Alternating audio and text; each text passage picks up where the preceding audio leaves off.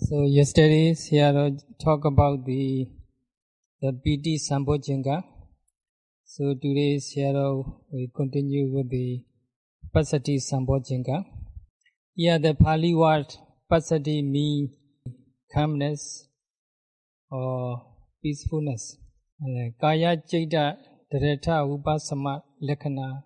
The characteristics of the Passaddhi is mental and physical calmness. So the functions of it is to quiet or to make mental and physical phenomena tranquil is a function. And it can be manifested to a yogi or meditator as a mental state of calmness. So these are characteristics and function and a manifestation of Passaddhi. So the Buddha said we have to be aware whether we have this Passaddhi or mental or physical calmness or not. If we have not yet developed this Passaddhi, we have to try our best to develop this Passaddhi. So this is a resolution. Resolution to develop Passaddhi is in this case called as the Yoniso Manasikara, correct mindset. There are 7 other things to do for us to develop Passaddhi, mental and physical calmness. So altogether we have 8 things to do in order to develop this Passaddhi, the mental and physical calmness. So by developing mental and physical calmness, we can develop vipassana insight if we note it as it is. So when the Passaddhi is completed, perfected, the answer is only when we are fully enlightened, or in other words, only when we became arhat, we are regarded to have perfected this Passaddhi Sambojjhanga. So according to the Pali text, we can develop the Passaddhi Sambojjhanga, mental and physical calmness, as a enlightenment factor. Unless we cannot develop this way, with the strong resolution. Unless we cannot develop this way, and then there are 8 things for us to do, recommended by the commentary. The first of all, Bhojjhanga Sabhaya, the suitable food. We need to take suitable food and a suitable weather condition and suitable physical position, iriya sabhaya. So the food here at TMC are well prepared for yogi suitability, so that there will be no complaint. And with the weather, here in the US the weather are quite cold and wet, but we are provided with a room heater and a water heater, so the weather condition, suitable weather condition also here available. So TMC is a very suitable, decent place, especially for Sayadaw. Sayadaw is well equipped and provided with a water heater, room heater, and a medicine and a suitable food. So Sayadaw feel fresh and healthy. Even though he has got a diabetes, no problem here. He is doing very well, thanks to the good food, suitable food, and suitable weather and temperature. And also Sayadaw appreciate the TMC kind management. And Iryabhata Sabaya, the suitable physical position. Some people may be able to develop the continuous mindfulness and concentration inside by walking, meditation. Some people is sitting maybe more suitable, more productive. For some people, maybe they develop during lying physical position. For some people, they may need to sit in the chair. For others, they can develop progressive vipassana inside by sitting on the floor. So whatever physical position is suitable for us, we are allowed to follow that way. So according to Buddha's teaching, we have to manage the three suitabilities so that we can develop mental and physical calmness. So the number 3 is to make the effort to moderate condition moderately. We should not make too much effort, excessive effort. And then too weak efforts also bring about laziness. So too much or excessive effort also make us the restless. So we should keep balance of the energy. That is the 4th condition. And then the 5th condition is 5 things for us to do is to avoid rough person, rough individuals. Some people are naturally quite rough. They do things very roughly, very rudely, not very polite, not very gentle and soft.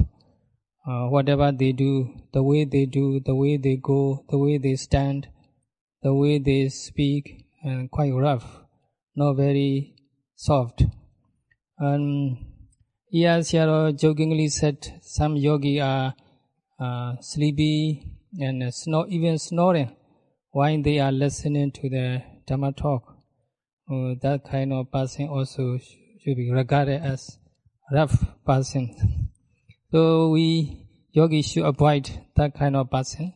We should not follow their way so that we can develop the vipassana insight. And then number 6 is we have to associate the gentle people. They are people who are naturally gentle and soft. The way they speak is very gentle and soft, polite. And the way they do, the way they treat, gentle and polite. That's the way we have to follow. We should associate that kind of people. We should follow their way. And then number 7 is resolution.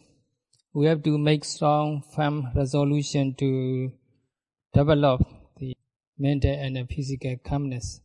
Altogether, there are 8 supportive conditions, or the 8 things for us to do to develop the mental and physical calmness. So regarding the benefits of the piti and passaddhi, the blissfulness and calmness, Sayadaw has expounded the benefits to some extent.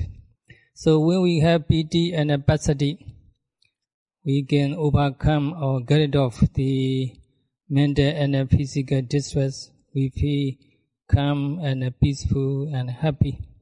In this regard, Sayadaw would like to talk about the Venerable Sivali. During the Buddha time, the monks, the Arhat, who was very well known for his gain, he was very lucky for his luck. So when the day his mother was expectant with him and pregnant with him, the mother became very prosperous. The family became very prosperous. and many people, many friends, they brought a lot of gifts. Every day, hundreds of gifts coming in with the bullock cart in those days. Maybe today, with the cars, buying car, people come and give. People will come and give a lot of gift with the trucks. In those days, there were only bullock cart, so many people came in and they gave presents, a lot of presents, all the days. Because of this Sivali in her mother womb, and also the paddy field, the rice field, also very productive. So from the day he was in the mother womb, the mother became very lucky. So when the mother touched the paddy storage, the rice storage, the rice naturally become surprisingly increased, the amount of the rice. It is because of the lucky son in her womb. So when we have the lucky children in our society, our family, and then parents, all the family, they become successful in the business and social life, and everywhere they are successful and prosperous. So why this kind of the lucky children come to us? It is because of the mother and the father, the parents themselves are virtuous. That's the main reason. So when we are virtuous, good morality and principle, and then this kind of lucky children come to us. So this mother is named called Sobhavasa. She's one of the princesses. And before she was married, she actually had become Sotapanna. That she had attained the first stage of enlightenment. And then later she married, and then she got this son. So here the lesson for us to learn is if we want to get such a lucky, prosperous son or daughter, parents must be virtuous. Parents must develop the morality, concentration, and vipassana insight. And then definitely we will have the good and lucky children. So all we have to do is we ourselves must be virtuous. As a first stage enlightener, they still live in the household life. So they still enjoy sensual pleasure, they married, they do business. So Visakha, for example, the monastery donor, Visakha, she became enlightened. She attained the first stage of enlightenment at the age of 7. And then she married at the age of 60. And then she gave birth to 20 children. And then something like this, so many children and grandchildren and great-grandchildren. So the only anagami, only when we attained the third stage of enlightenment, we overcome this kind of sensual pleasure. So before that, we are liable to get sensual pleasure, to get married and so on, and to do business. So Sobhavasa, she had attained the first state of enlightenment, so she was Sotapanna. But later she married and gave birth to this venerable Sivali. So That's he was so lucky and gifted. But normally the women give birth to a son only within 9 months. That's the normal way.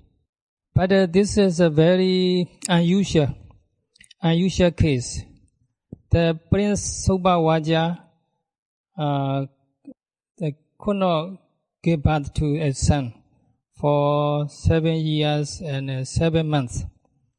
Nowadays, the medical science very advanced, and they may not accept this kind of case. But maybe there's something unusual and maybe hard to believe. It's up to you. So anyhow, so she was pregnant for 7 years and 7 months. And on top of that, the labor pain also horrible.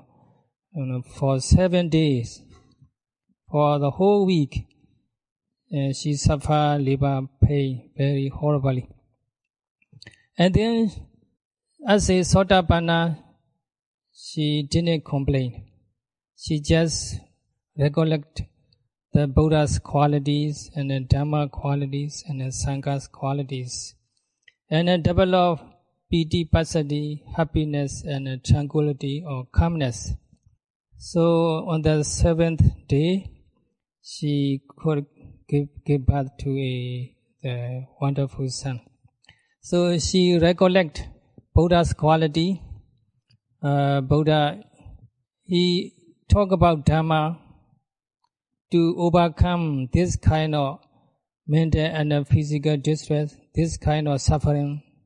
So Buddha, he knew everything.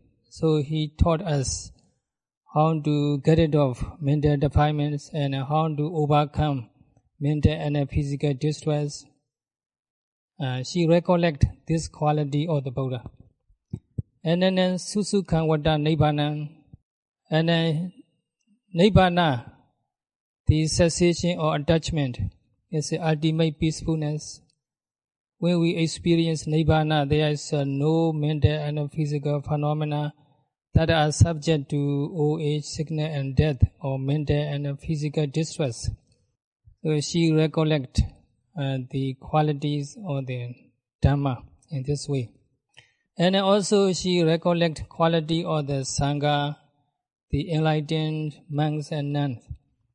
The monks and nuns, or enlightened people, they practice very intensively so that they achieve enlightenment.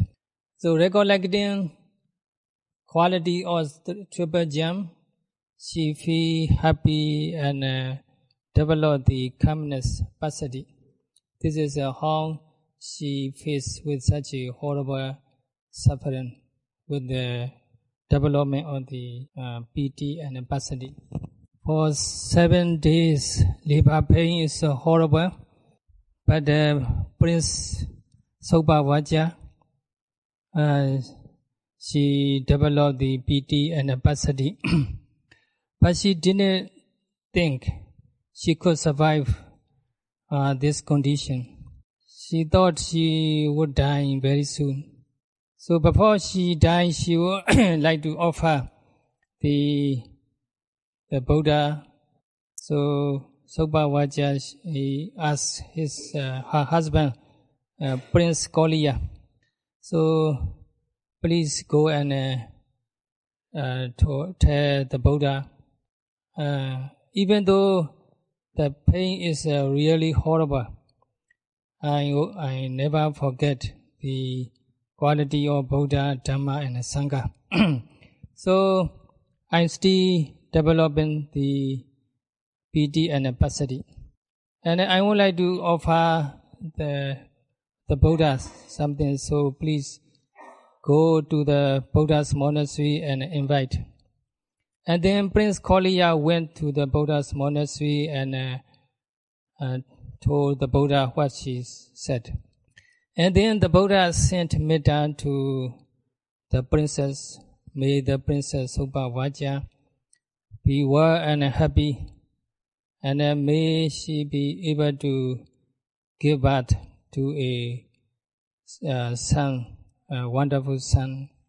And because of the Buddha's metta, and as well as she had paid off her karmic debt, at that moment she was able to give birth to a wonderful son.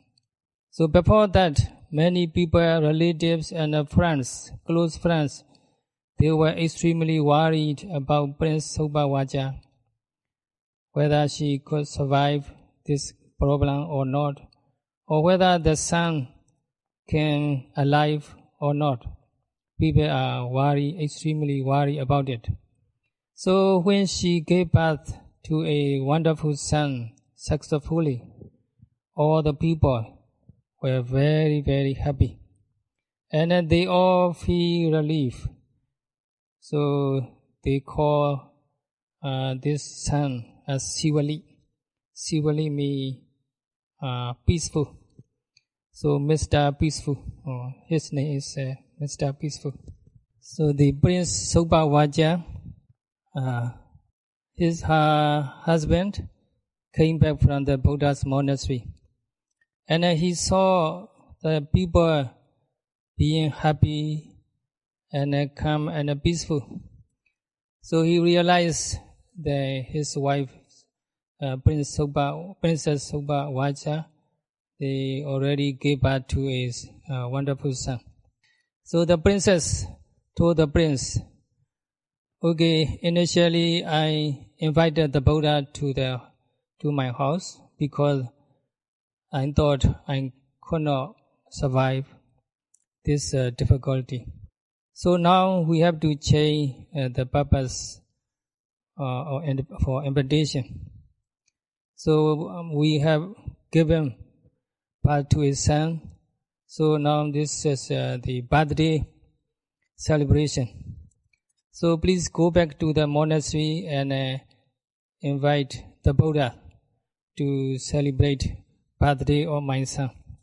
So to cut the long story short, and then the Buddha came to their house, and the son already 7 years, 7 months and 7 days already grown up. So he helped when they offer the food to the Buddha.